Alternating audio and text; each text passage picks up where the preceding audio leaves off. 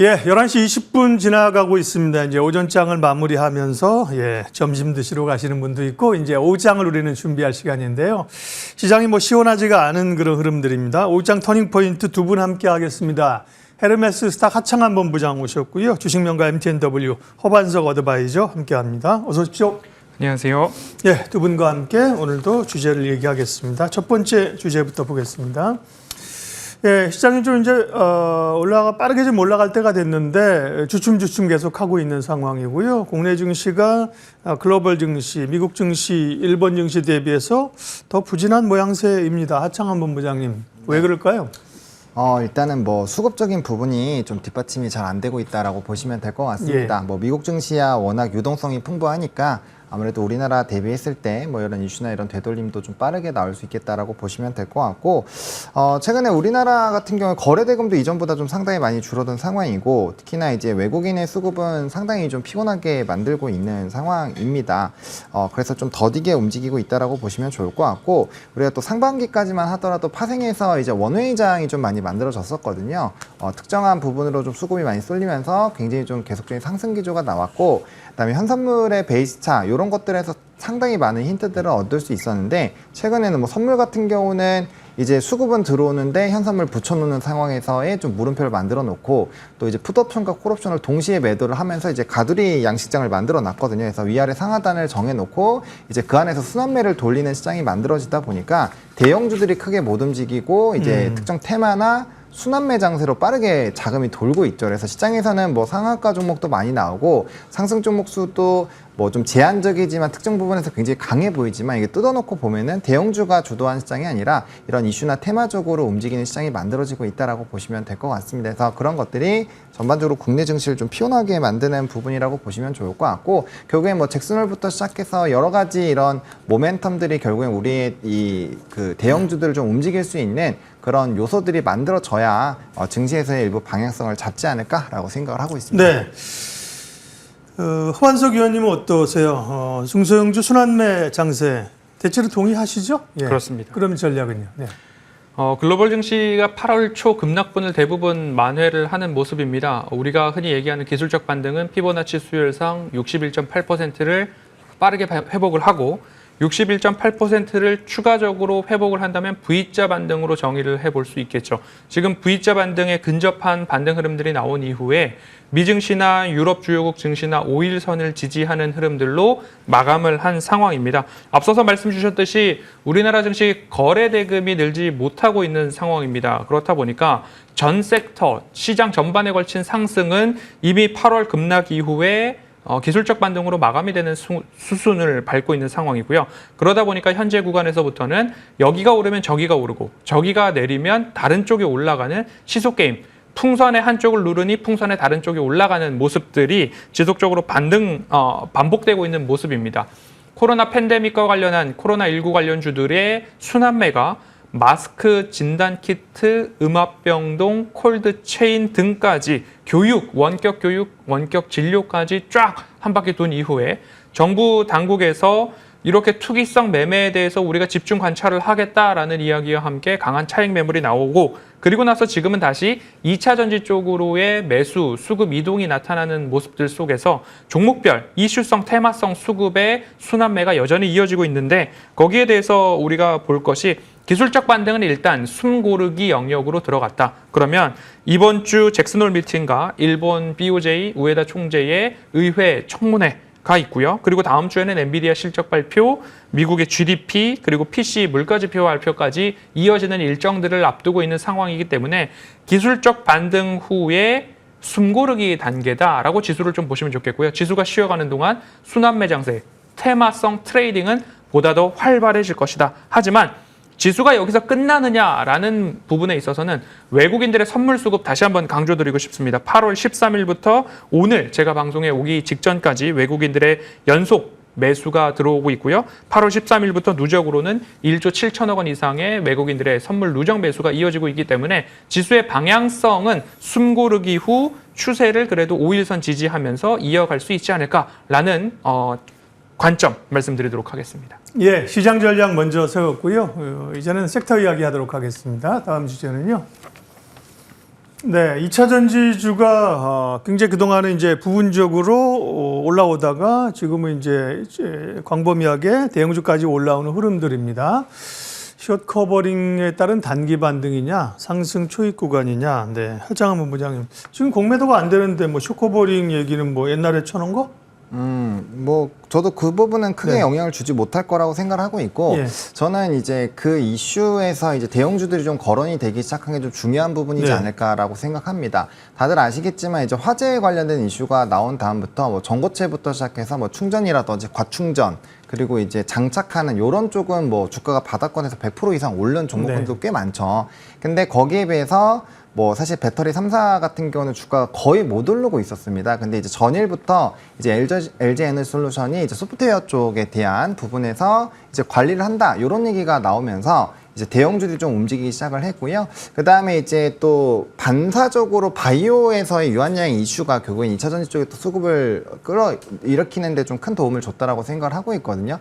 사실상 유한양이 아무리 뭐 선반영이 되어 있다라고 해도 기본적으로 이 펀더 자체가 확실하게 달라질 수 있는 이벤트가 터졌음에도 불구하고 세론을 작용해서 주가가 많이 눌렸습니다. 그리고 전일의 수급을 보시면 코스닥에서 3천억 이상이 나갔는데 그 이제 매도한 물량들의 전방위적인 부분이 다 바이오에서 나갔습니다. 그러면 이 코스닥에서 바이오의 자리가 이탈이 된다라고 했을 때 그걸 메울 수 있는 산업은 사실 몇 개 없죠. 2차 전지, 뭐 게임, 뭐 화장품 뭐 이런 쪽인데 사실상 화장품도 최근에 수출 데이터 좀 꺾이고 있는 상황이고 랠리가 좀 충분히 나왔죠. 그리고 게임 같은 경우도 바닥권에 충분히 올랐습니다. 그러면 안 올라간 게 2차 전지 쪽이 될 수 있다라는 겁니다. 그래서 그런 부분에서 좀 수급적인 뒷받침도 조금 같이 되어주고 있다라고 보고 있는 상황입니다. 그래서 그런 부분에서는 충분히 좀 바닥권에서의 턴어라운드 기대감을 좀 보셔도 좋을 것 같고, 그러면 이제 리튬주들도 좀 급등이 나왔는데 탄산 리튬 가격이 조금 되돌리려고 하는 움직임이 일부 있었거든요. 그러다 보니까 오늘 뭐 하이드로 리튬이나 이런 종목군들도 좀 급등이 나왔다는 점,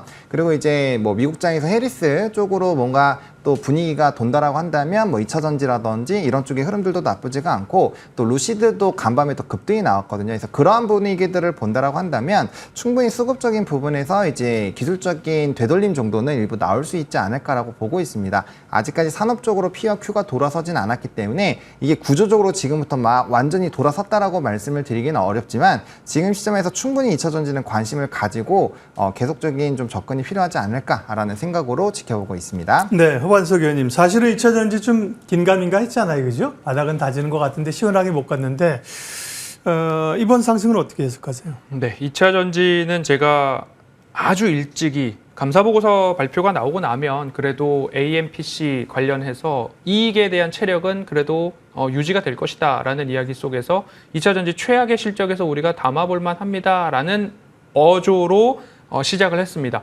그러면서 2차 전지는 최악의 실적에서 주가도 최저점일 것입니다. 왜냐하면 반도체도 마찬가지로 감산, 라인 중단 이러한 이슈들이 나올 때 최악의 실적에서 주가 지수가 최저점을 기록했기 때문에 같은 맥락에서 2차 전지도 이 즈음 된다면 최저점에서의 반등을 시도해 볼 수 있겠습니다. 그런 기술적 반등에 대한 투자 포인트도 말씀을 드려왔습니다. 그리고 2차 전지에 대해서 우리가 투자 포인트를 잡는다면 배터리 셀 3사도 괜찮겠지만 미래 먹거리 그리고 우리가 아직 정복하지 못했던 전고체 배터리와 관련된 이벤트들을 말씀을 드리면서 7월 11일 목요일 LG에너지 솔루션의 실적 발표가 쇼크로 나왔음에도 불구하고 주가가 떨어지지 않았다. 그 이야기는 더 이상 매도에 대한 물량보다는 하방 지지에 대한 모습들이 더욱더 강화되고 있다라는 이야기를 말씀을 드렸습니다. 그러면서 전고체 배터리 선호주로서 이수 스페셜티 케미컬, 한농화성, LG에너지 솔루션 각각 언급을 드렸었던 기억이 있습니다. 좋은 흐름들이 다행히 나타났고요.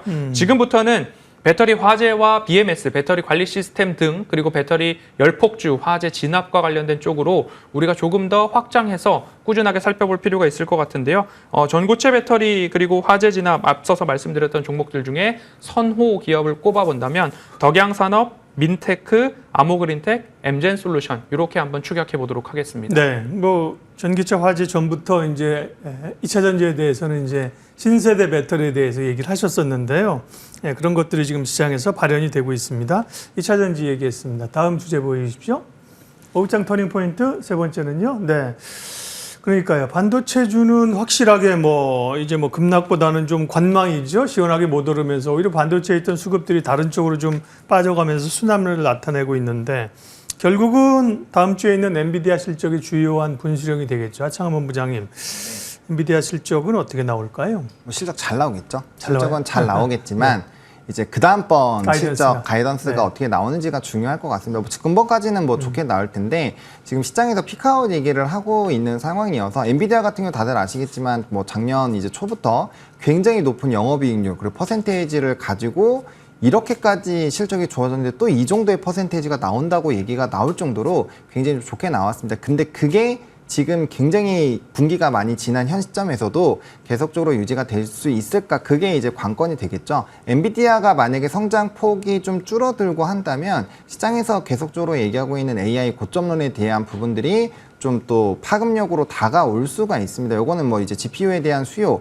TSMC에서 이제 엔비디아로 할당을 했었던 그런 물량과 실질적으로 이제 주문이 들어온 물량을 비교했을 때 공급량이 더 많기 때문에 뭐 이제 HBM 쪽, GPU 쪽은 뭐 이제 공급이 수요를 또 뛰어넘는 그런 상황으로 바뀌었다. 이런 얘기들이 나오면서 지금 문제가 발생을 하고 있는 거거든요. 그래서 아무래도 엔비디아가 좀 꺾이게 된다라고 한다면 거기에 따라서 우리나라 반도체 흔들리는 거는 뭐 최근에 보셨기 때문에 결국에는 엔비디아 쪽에서 어느 정도로 잘 지켜주는지 그리고 그 실적 가이던스가 어떻게 나오는지에 따라서 사실상 방향성이 좀 잡히겠다라고 보시면 좋을 것 같고 근데 은근슬쩍 최근에 이제 반도체가 뭐 바닥권에서 올라오는 부분에서 수급이 좋았다라고 볼 수 있지만 이렇게 관망하고 있는 상황에서도 사실 삼성전자는 최근에 매수 우위가 여전히 좀 우위한 상황이거든요. 그래서 뭐 이탈을 한 걸로만 너무 생각을 하지 마시고 어쨌든 방향성 잡고 엔비디아에서 좋은 얘기가 나오면 언제든지 턴을 할 수 있다라는 점. 그래서 좀 주가의 회복도 애매하게 올라왔죠. 왜냐면 엔비디아 같은 경우는 거의 다 돌아왔는데 우리나라는 절반 정도밖에 딱 걸쳐서 좀 애매하게 올라와 있는 상황입니다. 그래서 저는 충분히 아직까지는 반도체에 너무 빠르게 고점 넣는 얘기가 나오고 있다라고 보고 있고요. 뭐 최근에 수출 데이터나 또 레거시 쪽으로 오게 된다라면은 삼성전자, 하이닉스는 실적이 좋아질 확률이 더 높기 때문에 지금 시점에서는 뭐 만약에 눌려준다라고 네. 한다면 매수 관점으로 보시는 게 맞다라고 생각을 하고 있습니다. 주가가 못 가면 좀 지치기 마련인데요. 그렇다고 해서 이제 반도체에 대한 시각을 꺾거나 뭐 실망해서 주식을 덜어내거나 버리거나 그럴 필요는 없다는 말씀이십니다. 네, 맞습니다. 좋은 의견을 견지해 가자는 말씀이시고요. 반도체에 이어서 다음 섹터는요. 터닝포인트 다음 주제는 로봇 관련주 어제 이제 강하게 올랐고 오늘은 또 좀 주춤하면서 오늘은 이제 상승 출발했다가 오늘 대충 음봉을 좀 만들어내고 있는 건데요. 확실히 순환매긴 하죠. 보면 뭐 의료 AI라든지 그렇죠. 로봇이라든지 이런 쪽으로 이제 상승 모색을 좀 하고 있는 건데 그런 관점에서 보면 로봇주의 전망 가능성은 어떻습니까, 허 의원님? 네, 로봇은 시세가 나기 전에는 돈 버는 로봇에 집중하면 좋겠습니다라고 말씀을 드리면서 인탑스, RS 오토메이션, 드림텍 이렇게 지난해부터 강조를 드렸던 종목들이고요. 지금 로봇주의 시세는 9월 초 삼성전자의 웨어러블 로봇, 보행 보조 로봇인 보핏에 대한 출시 기대감들이 좀 나타나고 있습니다. 보행 보조 로봇이라고 한다면 거동이 불편한 분들이 보행 보조 로봇 보핏을 착용하게 된다면 조금 더 수월하게 보행을 할 수 있고 보행을 다시 재활하는 데도 도움이 되는 그런 로봇으로 알려져 있습니다. 이제 정식적으로 일반인들에게 출시를 한다라는 기대감인데 9월 추석 연휴를 앞두고서 출시에 대한 이 얘기들이 나오고 있습니다. 그렇게 본다면 효도 상품으로서 웨어러블 로봇, 보행 보조 로봇을 한번 판매해보고자 하는 그러한 전략도 깔려 있지 않은가 이렇게 생각이 좀 들고 있는데요. 인탑스 같은 경우에는 이 웨어러블 로봇 초기부터 생산, 제조, AS, 조립, 부품 조달까지 인탑스가 맡는다라는 이야기는 아주 3년 전 최초 기사부터 지금까지 이어져 오고 있는 상황이기 때문에 보행 보조 로봇 보핏 한다면 인탑스 관심권에다가 지속적으로 들으면 좋을 것 같고요. 산업의 방향성, 시장의 성장성을 본다면 이제는 피자도 로봇이 만들고 치킨도 로봇이 튀기는 이런 이야기들 그리고 현대자동차나 삼성전자 등 여러 가지 생산 라인에도 로봇에 대한 중요도가 높아지고 있는 상황이기 때문에 로봇에 있어서도 선호주를 꼽아본다면 앞서 말씀드렸던 인탑스, SBB테크, 레인보우 로보틱스, 이렌시스 이렇게 압축해 보시면 좋을 것 같습니다. 예, 로봇에 대한 전망도 그렇고 그 가운데 이제 우선적으로 관심 가질 종목들을 리스트를 쫙 언급을 해주셔서 좋네요. 네. 자, 다음은 마지막으로 오장 터닝 포인트 공략해볼 만한 관심주 보도록 하겠습니다. 하창한 본부장께서는 8월 8일 날 삼성중공업을 말씀하셨고 수익이 났고 다만 이제 조선주들은 최근 며칠은 이제 에너지를 좀 뺏기는 그런 모양새죠. 다른 섹터로 좀 뺏기는 모양새이긴 한데요. 예, 오늘 관심주는 어떤 겁니까? 네, 오늘은 대웅제약을 한번 보겠습니다. 네. 최근에 이제 보톡스 관련된 종목군들이 꽤 반응이 좋습니다. 뭐 휴젤 같은 경우는 사실 엄청나게 많이 상승을 한 상황이고요. 그래서 이제 나머지 종목군들에서 어느 정도 좀 키높이를 맞추지 않을까라고 보여지고 있는 상황입니다.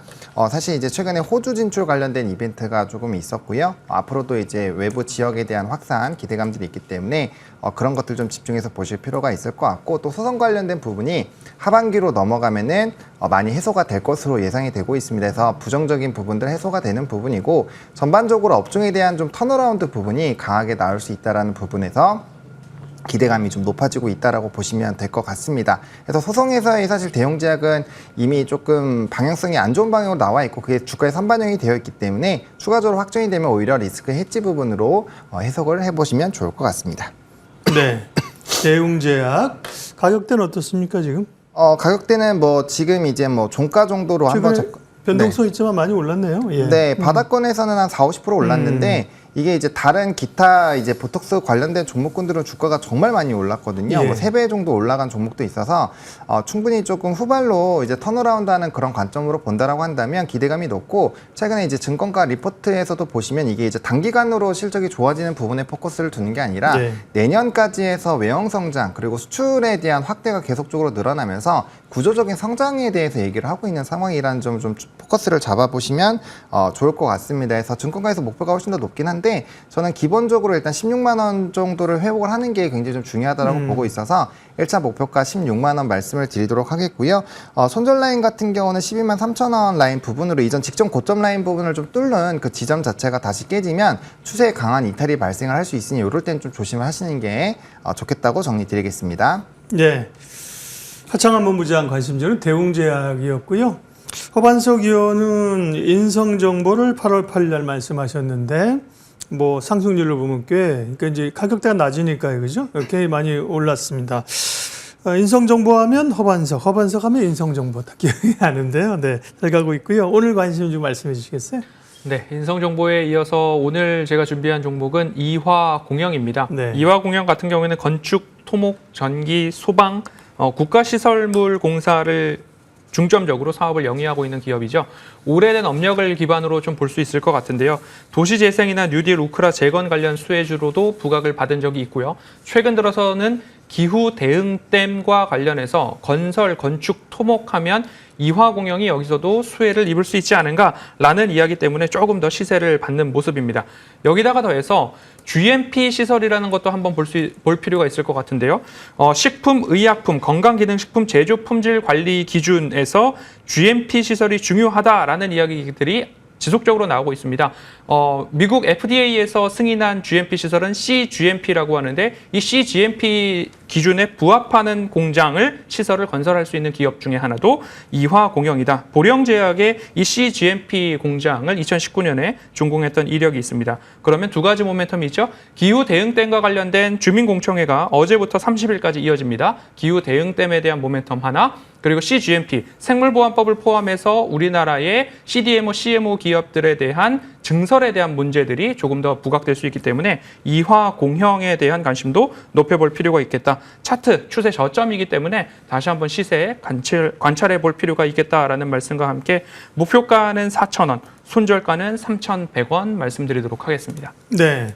지난번에 반도체 공장하면 예를 들면 신성이엔지였나요? 뭐 이렇게 이제 할 수 있는 것처럼, 그러니까 제약 공장, 의약품 공장은 뭐 아무나 뚝딱 지을 수 있는 건 아니잖아요, 그죠? 기준을 할 수 있는 그런 쪽에도 특화가 되어 있군요. 이화공영 관심주로 말씀해 주셨습니다. 예, 오장 터닝포인트 헤르메스 스탁 하창한 본부장, 주식명가 MTNW 허반석 어드바이저 두 분 함께했습니다. 고맙습니다.